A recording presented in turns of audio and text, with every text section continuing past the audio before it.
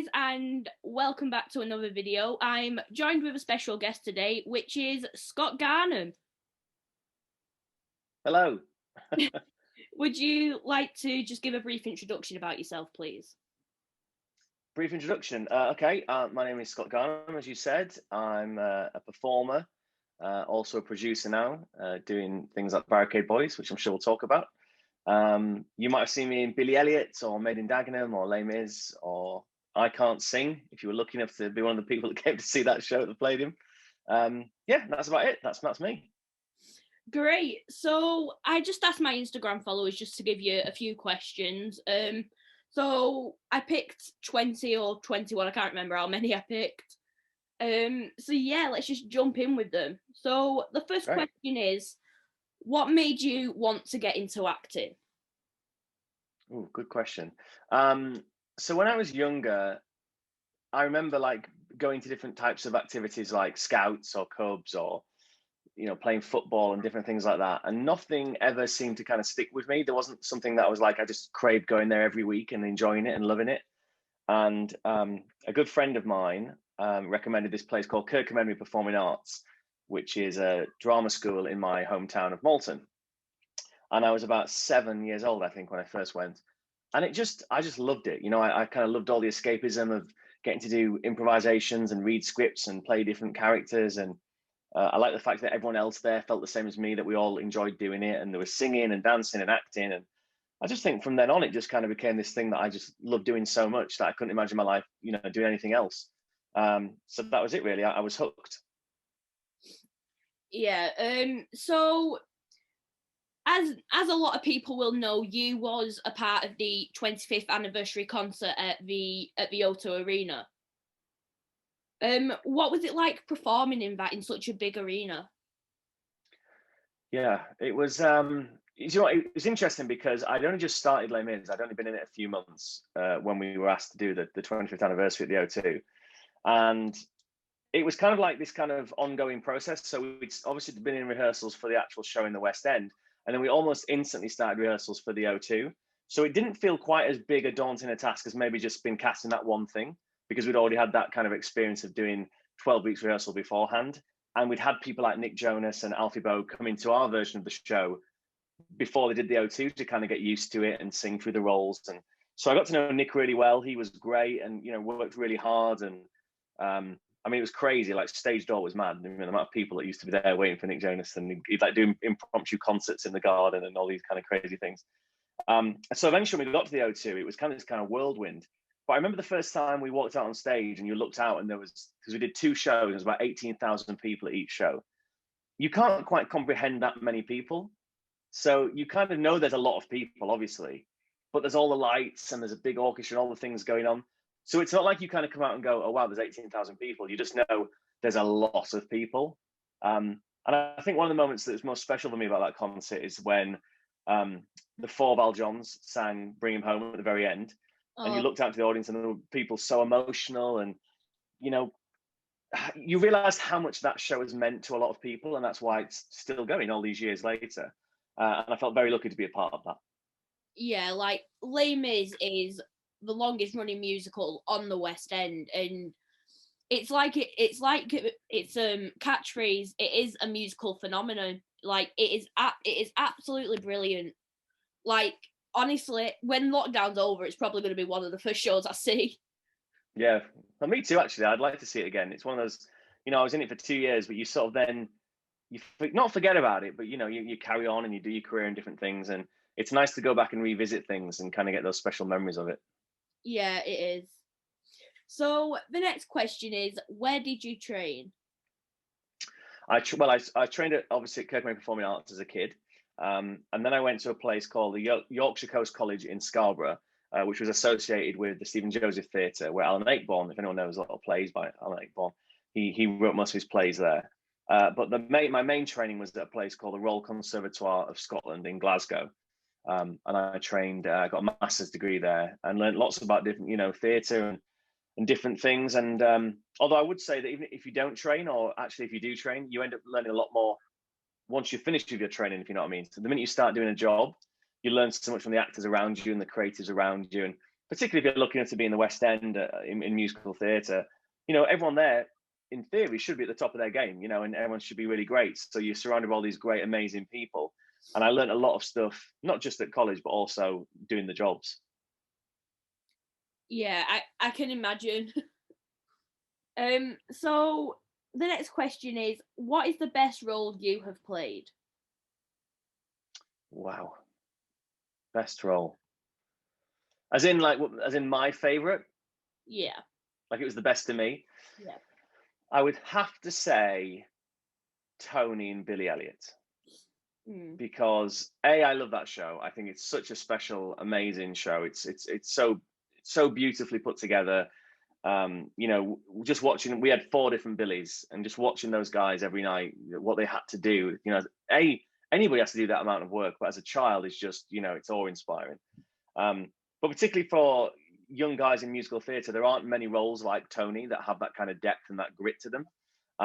So I felt very lucky to be given that opportunity, and there was not one night where you didn't feel moved by the show. You could be having a bad day, but the minute you started that show, you felt like you were part of something very special. So I think for me, it would have to be Tony. Yeah, Billy Elliot is actually my favourite musical. Oh, really? Yeah, I absolutely love it. As soon as I saw the pro shot for the 10th anniversary, I fell in love with it. I absolutely, it is a great show. love it. I'm glad. I've literally just got my fingers crossed for a revival of it. I just really, really, really miss that show. Yeah, me too. I'd love to go see that again. Yeah, 100%. So, as a lot of people will know, your most recent role was Mr. Madden's in Nativity the musical. So what was it like playing him in Nativity? Well, it was interesting because everyone knows the film Nativity. It's kind of become a staple Christmas film. And Martin Freeman is so brilliant in that film.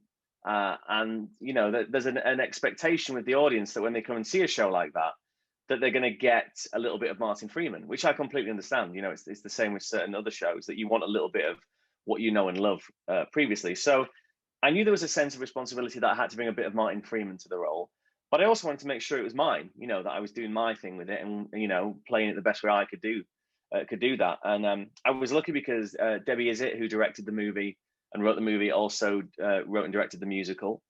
And she's very open to improvisation. So a lot of her films are, there's a kind of linear storyline and a few plot points to get to, but within that, she lets the actors improvise, and that's why you get some great stuff, particularly with kids. If you just let a camera go and say to kids, right, improvise, some of the things that they say and do are just so funny. And she wanted to bring a little bit of that into the show. So we were very lucky that I got to work with Simon Lipkin, of course, as Mr. Poppy, and Scott Page, and both are so brilliantly funny guys, very witty. And so that was great for me to have the opportunity to work with those two. And we could improvise certain things in the rehearsal room and a little bit on stage each night, which is not something I've ever had the luxury of doing in, musical theatre. You have a script and you got to say those lines. And particularly if it's like a big mega musical like Wicked or something like that, there are certain points you have to get to. And, if you see it in Japan, it's kind of the same if you see it in the UK or if you see it on Broadway.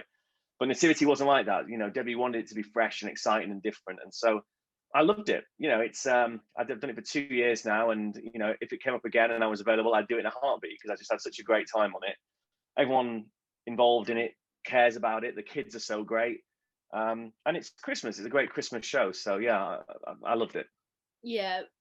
One of my favourite nativities is actually the one that Simon Lipkin was in, Nativity Rocks. Yeah. I would love to either see the second, the third, or the fourth be done into a musical. That'd be a great idea, yeah. Yeah, I just really want to see that happen. You should start a petition and send it to Debbie. Maybe she'll do it. So the next question is, which of the characters you have played would you say has a similar personality to you? Well, Mr. Madden's definitely. I'm a lot like Mr. Madden's. He's he's kind of neurotic and sensitive, but he cares. I think that's me. Yeah, I think there's a lot of Mr. Madden's in me as a person. I remember when I was auditioning for the show, afterwards, Debbie said to me, "Oh, well, you just reminded me of a teacher when you came in." I was like, "Well, I'll take that. That's fine." I think I was wearing like chinos and like like a shirt similar to this, and so yeah, there's definitely a lot of that. I think I'm probably least like Tony. That was a challenge, but one that I really relished because I got to play something different to what I'm like. I'm trying to think of any other roles that maybe have a bit of me in there. I remember I did Made in Dagenham. I was looking to get cast as this character called the Cortina Man, or later was called Buddy Cortina, and it was kind of just one big song in the show. But that really appealed to my kind of dry sense of humor, because I've got a very dry sense of humor, which I quite like putting into roles. And so that was good. So again, because it's an original cast, you get to kind of do your own thing with it. And so I really enjoyed doing that. But I think, I mean, honestly, the one role that's most like me is Mr. Madden. I can't escape it. So in Nativity, you obviously worked with both Danny Dyers. Did you work with Sharon Osbourne? I can't remember. Yeah. Rylan. So this kind of leads into this question. What is your opinion on stunt casting? Okay. It's a hard question, this, because how do I explain this? So basically, yes, I'm for it if it's done properly, is what I'm trying to say. I think if you cast people purely because they're a name in a role that they could never be very good at due to their skill set or whatever, then I think that ultimately the production, suffers, and I think everyone else involved in it suffers. But I think with something like, Nativity, for example, everybody casting that show did a great job. It appealed to their skill set. Debbie worked with them to get bits of them out, and it only enhanced the experience. And whether we like it or not, people like to pay to come and see names, and most producers, I remember when Waitress was happening and they were kept changing different names in Waitress, and some people were getting annoyed about that and saying, oh, it's not fair that you're doing this.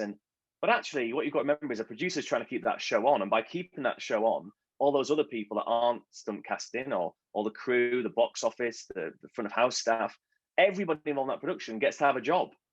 And if that means that by putting, a name into a certain role, that allows that production to stay open, that's no bad thing, in my opinion. I just think it takes a really good, clever producer to know when a name is right and what role they'd be right in. And I think Nativity was good at that, because with me and Simon and Scott, for example, we're not names of that level, or at all, in my case. But so we got to play those roles that kind of drove the show forward, and then it allowed for these great cameos and featured roles to be cast by celebrities where people could come and watch them, but also meant that they couldn't detract, or if they weren't very good, well, luckily they all were, but if there was a version where they weren't, it wouldn't be the end of the world. Does that make sense? I answered that diplomatically enough? Yeah, you've answered it brilliantly. Good. So the next question is one that you have already kind of elaborated on, but I'm just going to ask it anyway. Out of all the roles you have played, which role would you want to play again? I want to play again. Gosh, so hard. I'd say Tony, but I may be on the old side of that now, because I was 29 when I played that role, and I'm now 36. So, at what point do you go, why hasn't Tony moved out of his house with his dad? But from an acting point of view, I'd like to play that again. I mean, Les Mis, it's not that I'd like to play this role again, but if I'd love to have a crack, maybe one day at something like Javert or even Thénardier, just for the comedy. I do love that show quite a lot, and it'd be great to go back and revisit one of the roles that I was too young to play at the time, because I obviously was covering Maris and Andras when I did Les Mis. But I suppose if I had to, I would do Tony again if they'd allow me, and I'll just dye all the grey out of my hair and they won't know. So still on the subject of Billy Elliot, you was on the original UK and Ireland tour. So what was it like touring with Billy Elliot and being involved in it? It was great. It was an amazing experience. The good thing about when you do, for example, the original of anything. So even though Billy Elliot's very well known, the original tour meant that we got to relook at things, and some of the original creatives come back and they work with you. And so the version that we did on tour, I don't know if you saw the touring version, but there were some differences between what you would see in the London version. Because the London version was like 10, 11 years old. So, from that point to where it came to us, it had been on Broadway, it had been in Europe touring and Australia and different things. So they've been able to tweak and change things. And what particularly for me as Tony was good was that they'd added some different stuff into Act Two to tell his story a little bit better. Because I hated it when people used to say, "Oh, he's the villain of the piece," and I'm like, he's not a villain. He's trapped and he's scared and he's vulnerable and all these things. And because he's a certain type of man in a certain type of era in a certain type of town, you know, he responds in a bad way. You know, when he sort of embarrasses Billy on the table and, you know, says all those awful things to him, what he's really saying is, I love you so much that please don't do this. But of course, he's not a modern, you know, metrosexual man who can talk openly about his feelings. He's like a 1980s young miner. So he does that in the only way he knows possible, which is to scare him into not doing it, you know, being a ballet dancer. So that was great to be able to go and revisit all that stuff. And that's for touring. We were very lucky because some tours do one-nighters, they do 1 weeks. Billy Elliot was doing like 6 to 8 weeks at every venue. So we got to really sit down, enjoy the places we were at. And it was a sellout, you know, there wasn't a show that wasn't sold out pretty much on that whole tour. So it was amazing to go out and perform, you know, for full houses. And also we were very lucky because we went to Sunderland. So it was like taking the show back home. It's the first time that Billy Elliot had ever been there other than the movie. And that was really special. You know, there were people in the audience who had lived through that miners' strike and what it meant to them. You could see it. And we met some guys at stage door who were, you know, ex-miners, and they were really emotional and that was very special. So yeah, it was great. I loved it. Yeah. Did you guys actually visit Easington when you was in Sunderland? Yeah, we did. We went to the actual village hall in Easington where most of Billy Elliot is set. So that was quite an experience. That was really fascinating. You know, you talk about this place and you're playing characters from it, but to actually go there was amazing. Did you find that it helped like portray the character a lot more actually visiting the set where the film was shot? I think maybe subconsciously it does. I mean, like when you play any role, the more information you can take in, it just adds to the layers that you bring. Not always consciously. You're not going. When I go into Easington on stage, I'm not remembering the experience of being in Easington as a real, you know, as me. But what you are doing is getting a sense of the community, which is really important with Billy Elliot. The kind of people we were asking stories about the time, and particularly for me, and what they put into the tour was there's a bit where in the West End version, Jackie Elliott goes to go back to work and Tony stops him. Yeah. In Act Two, yeah. In the tour, Jackie Elliott goes to work. Tony doesn't get a chance to stop him. So he actually goes and works for a day. And during that time while he's at work, what they call small boy in the show, which is the really little boy that at the start is kind of mirroring Billy, comes over and spits at Tony, like spits on his legs. And I remember thinking, gosh, that's so extreme. What an extreme thing to... And then you talk to people about what it meant to be a scab and to go back into the mine. And it was like, you were ostracized from that entire community. You couldn't go into shops. You couldn't go into the local pubs. Like you were and that meant like my dad did it. So therefore I'm also a scab. So it was really nice on the tour to show that to an audience, because not everyone remembers the miners' strike anymore, particularly younger people who see the show, to show the weight of what that meant, you know, for that to happen. And so then to go to that community and talk to those people and get those stories and then subconsciously bring that into character, I think it definitely helps. Yeah. Yeah, 100% it does.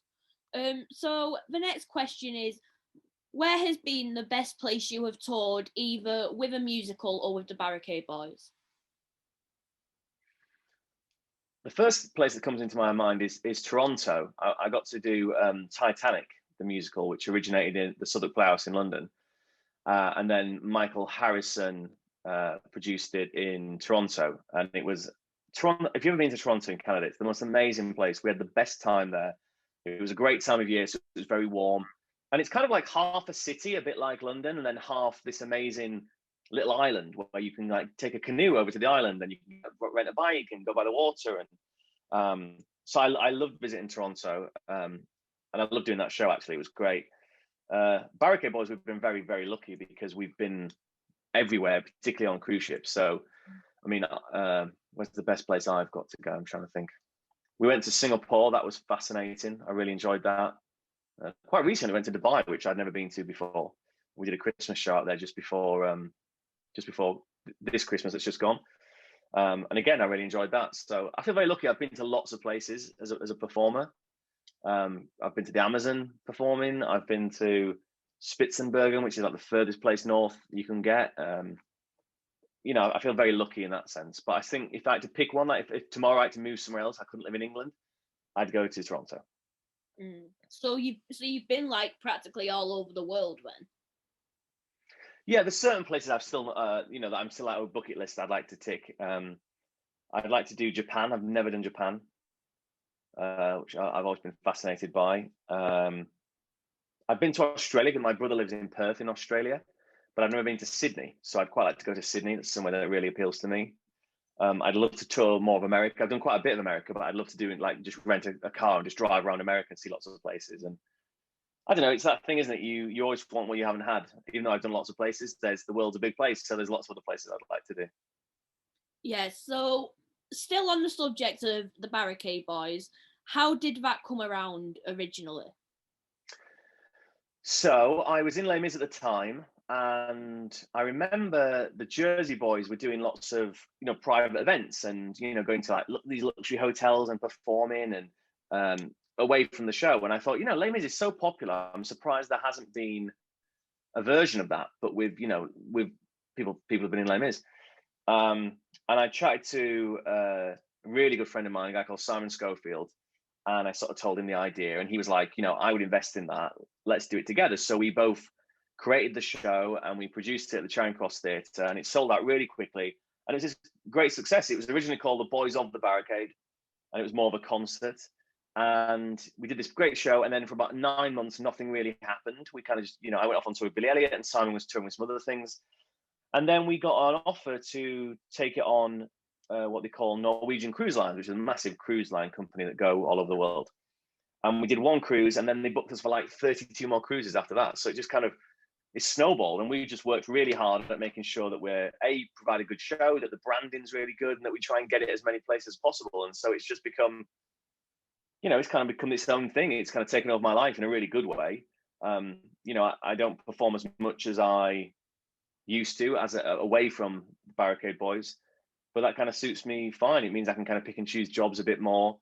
It does mean, however, if like a year contract came up for something, which often is the case with musicals, I probably wouldn't be able to do it, but it means that I can do like shorter and more interesting things. So it's great. You know, I'm really, what's the word, lucky. I'm very lucky. Yeah, I can imagine. So the next question is, what is your dream role if you have not already had it? Dream role. I quite like, I like musical comedy because I love the feeling of just like 1,000 people laughing together. I think that's such a great experience. I'd love to do something like Max Bialystock in The Producers when I'm older, like a real kind of tour de force comedy role would be great. I don't know, it's stuff like, I do like new work as well. I've been looking to do like 4 original West End shows, and there's something really cool about originating something, you know, making it your own. So I don't know, I suppose my dream role would be like a great musical that neither of us know exists yet, and you get to put your own stamp on it and it becomes this amazing hit. You know, the way that like Colm Wilkinson didn't know Les Mis would become Les Mis, and it's like, wow, you were the first Valjean. What an amazing thing to happen. I'd love to do something like that. Yeah, so do you have any pre-show rituals? Pre-show rituals? Not really, you know. I try and get into a good headspace, I suppose, depending on what the show is. So like Billy Elliot was a different one because you know, for me it was about really focusing, kind of getting myself into a good place before, because it's a hell of a journey that as an actor, you know, and it was draining. I can't lie about that. I did 20 months doing that job, and it's draining. It's not like, you know, a lot of other shows where most musicals kind of like, you know, da da da da da, and so by the end you kind of you leave on a high. And Billy certainly is that, but not so much for my character, or indeed Jackie Elliott, the dad. So that was slightly different, but everything else, you know, I try and have fun. You know, if I've got my own dressing room, I try and put on some good music and, you know, sing a few songs and just kind of get myself in a good place. Like Nativity, I would often share with Simon Lipkin or Scott Page, and we just have a laugh. You know, we we talk about comedies that we like and play silly videos. And you know, me and Scott were doing all kinds of stupid things that he'd be filming and putting on his, you know, his Instagram, and it's just great. And then you go out there and you feel like you're ready, you know, to do a great show. So I don't know. I think it's good to forget about all the day's worries and just focus on the one job, which is, you know, somebody might be in that audience that it's the first time they've seen a show and they've paid £60 a ticket and they've saved up to get that money. You need to go out there and go, right, this is for you, you know, because I remember when I first saw my first show in the West End, and you know, it was a real special moment for me. I would hate to think that I couldn't give that to someone else. So the next question is, do you have any behind the scenes stories you can share or want to share? Behind the scenes stories. I mean, I'm sure you're aware so much goes on. Yeah. Not only behind the scenes, on stage, that people don't even see half the time. And you know, sometimes people go, oh, that's really bad. But do you know, I'm like, do you know what?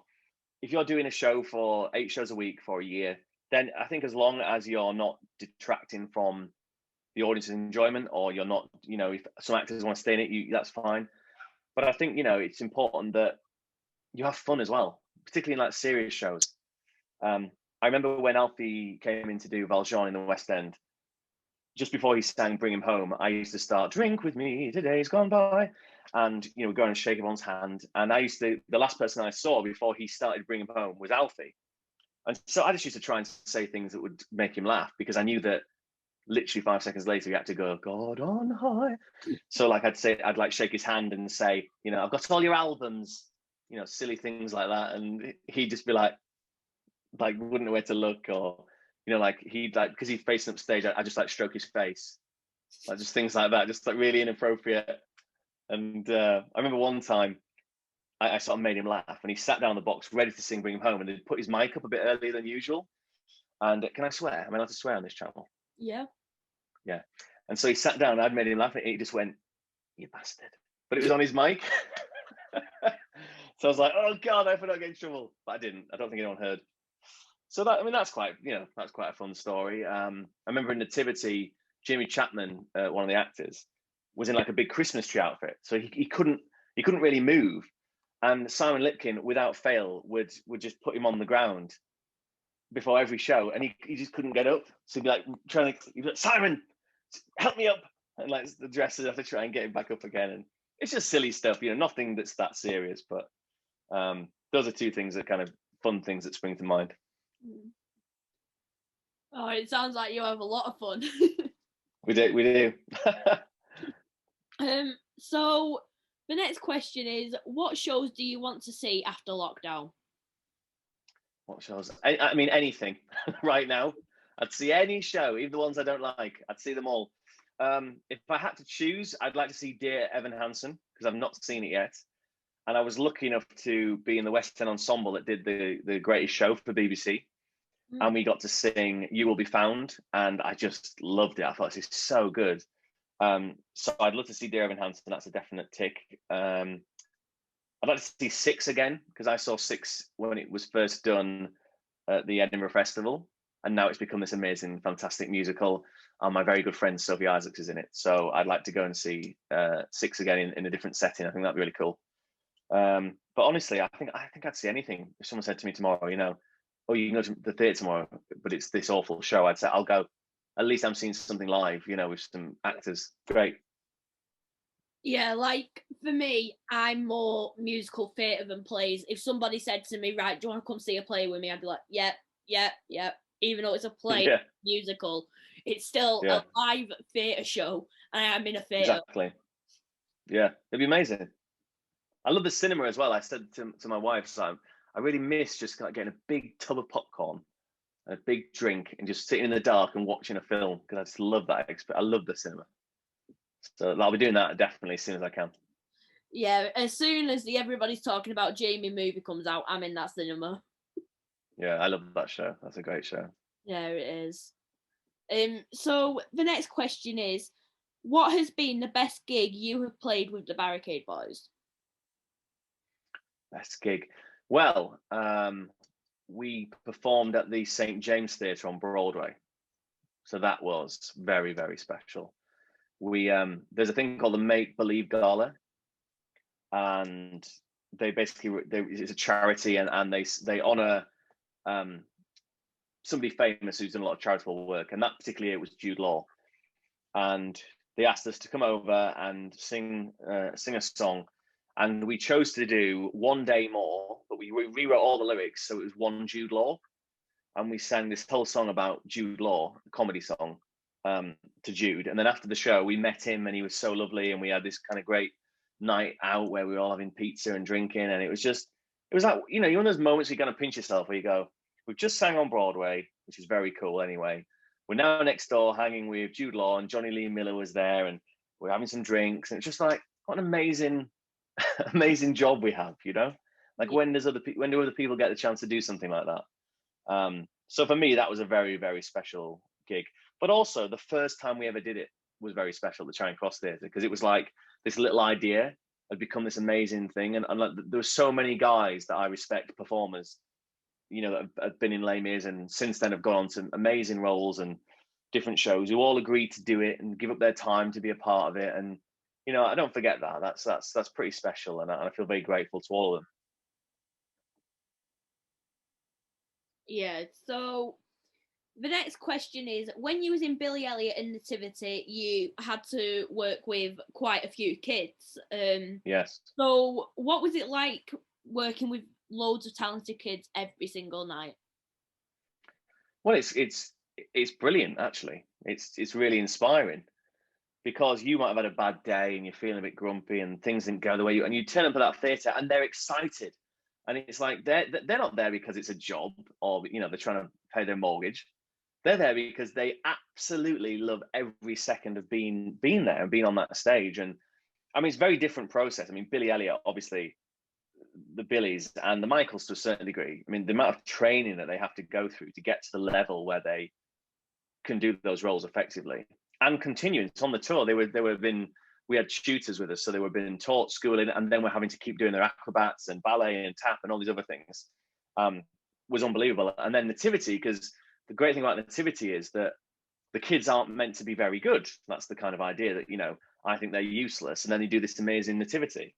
So what Debbie does is she finds real characters, real personalities who are just the most fun, brilliant, engaging kids. And of course, they are really talented. You know, you can't have, the actual show needs to be good at the end, but their ability to play like, you know, that they're not that good, or that they're, you know, the kind of outsider kids, was just great. So I love both of those experiences. There wasn't a day when I felt, you know, oh God, I hate kids. Like, never. I love kids, and all those kids are still very special to me. You know, I feel very, very, very lucky. Yeah, I doubt any of them will see it, so you are allowed to say this, but did you have a favourite Billy that you performed with?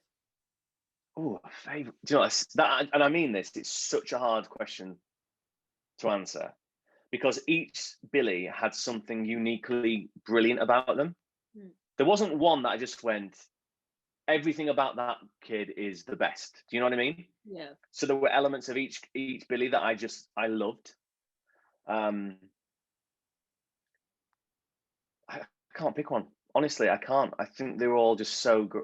And that's such a cop out, but they were genuinely all brilliant in their own uniquely brilliant way. And that's what's a good thing about Billy.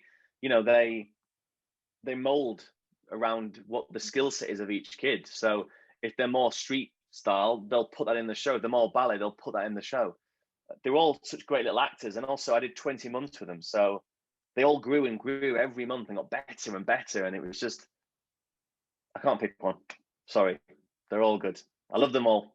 Yeah, there was somebody who was in the original London production from 2005 all the way up to when it ended. Wow. And I would dread to even ask him who his favourite Billy was, because he obviously had 42 Billies who he worked with.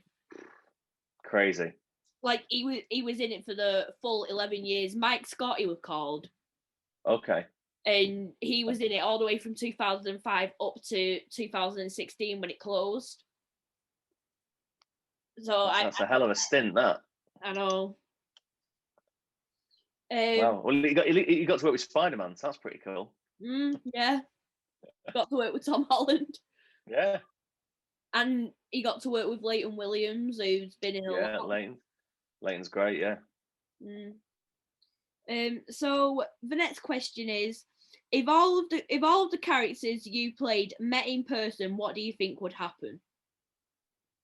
Oh my gosh, that'd be one amazing night out. I'll tell you that. What would happen?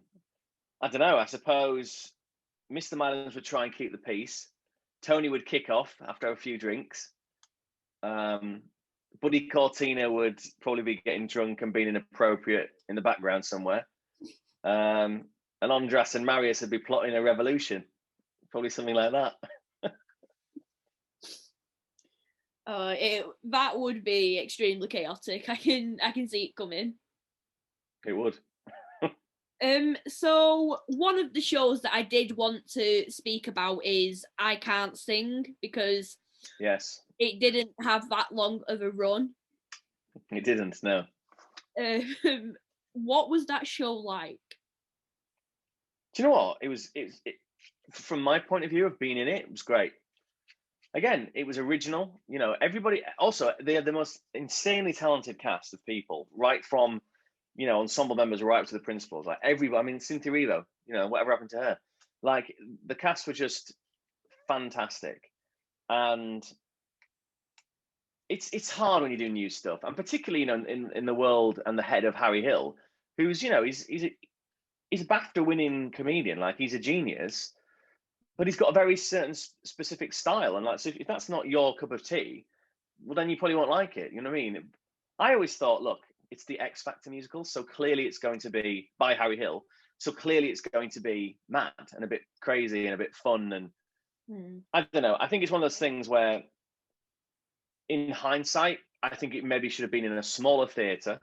The Palladium is such a big space to fill. I think it would have been in a smaller theatre with maybe half the budget. It probably would have done a lot better. Yeah. But I think because it was, you know, they threw so much money at it, which is brilliant. You know, everybody wants that, I suppose, when you're putting something together. And it was in this massive space, and Simon Cowell was attached to the project. So are we laughing at him, or are we laughing with him, or are we paying Simon Cowell to laugh at him? It was all these kind of weird things, and it just nothing really quite gelled. But the actual show itself, when I first read the script, I've never laughed at anything as much as reading that script originally. And I met some great friends on it.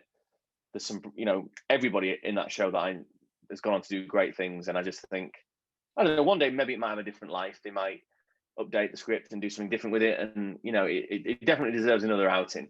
In fact, Harry and Steve Brown, who wrote that show, I was about to do a workshop for them just before COVID hit of Tony Blair, the rock opera. So they're still writing, and they're still writing funny, crazy things. And I'm excited to do that at some point. So, you know, let's see. Yeah. So the next question is, has there been any onstage mishaps for you during your career? Oh, yeah, all the time. I once was playing Andras, and I jumped off the barricade, and you're meant to go down another step before you jump, and I didn't, because I was just in the moment, and I jumped, and I fell over. When I hit the ground and fell over. And in Les Mis, the trousers you wear are so high, like almost up here, like crazy. And as I fell, I really hurt myself. I was like, oh, I don't know what I've done there. And then it got worse and worse as the days went on. So I went to the hospital, and I cracked a rib. So that, you know, that wasn't great. I once fell, it's all about falling, basically. There's a bit in Billy Elliot where I climb a gate and my boot got stuck. And so I fell over as Tony and hurt myself. I did a show called Eurobeat, which is my very first West End job at the Novello Theatre. And I had to gallop on with some glasses on a tray, like Be Our Guest almost. And I fell then. So basically I was falling all the time is what happens to me. Just seem to be very clumsy. So the final question that I've got is one that I am actually asking everyone now. Okay. How do you feel now that Boris has finally mentioned theatres in his statement regarding the theatres, and that theatres can reopen in May? Well, I think I'm delighted that there's an actual goal to work towards. I think what's the worst thing was the unknown, you know, not having any kind of roadmap. So I feel good about that. I just hope that, you know, there are assurances and insurances in place that mean that people can effectively create work and get shows on, and that there's confidence from the audience to come back. I think, look, there's been lots of this pandemic that have been handled terribly, but the vaccination program seems to be doing very, very well. And that gives me a lot of confidence that people will feel safe to come and sit in a theatre, and we can start doing what we love and, hopefully make some money again, because I know so many friends who just, including myself, have had no support, for throughout the whole time it's been like this. And that's very unfair, and it's very difficult. So I'm delighted that there's a roadmap, and I am quietly confident that when it does finally all come back, it's going to be the most amazing, joyous experience. I think people are going to be ready to watch live entertainment, and I think we're certainly going to be ready to provide it. Yeah, 100%. So that comes to the end of them questions. There is just a quick fire round now. Okay. So Nervous. Question 1, favorite musical? West Side Story. Plays or musicals? Oh God. Probably plays if I had to. West End or Broadway? West End. Favorite theatre you have performed in? The Palladium. And finally, a question that has started a debate. Is cereal soup? Is what? I get this reaction every time. So basically, this is one that started off from the touring Queens of Six. Somebody asked, is cereal soup? And now every single time someone does a Q&A, they always ask, is cereal soup? As in cereal, like breakfast? Yes. No, of course it's not soup. It's just milk with some cereal in it. Literally, I get the most funniest answers. One of them looked at me as if to say, "What are you on?" I'm not surprised. Like, I thought you meant cereal at first, like a serial number. So when you went, "It's cereal soup," I was like, "Cereal soup? What is cereal soup?" And then I realized you meant cereal. Yeah, it's kind of like that whole Weetabix and baked beans trend going around on TikTok. I don't know if you watch TikTok or. I don't watch TikTok, but I saw a news article about it where they put beans on it. Is that right? Mm. Yeah, I'm not sure about that either. I know. So that comes to the end. Well, thank you very much. No worries. Thank you for doing this. No problem. I hope I've answered questions effectively. Yeah, you did. So there you go, guys. If you like this video, please like, comment, and subscribe. And I will see you all soon for another video.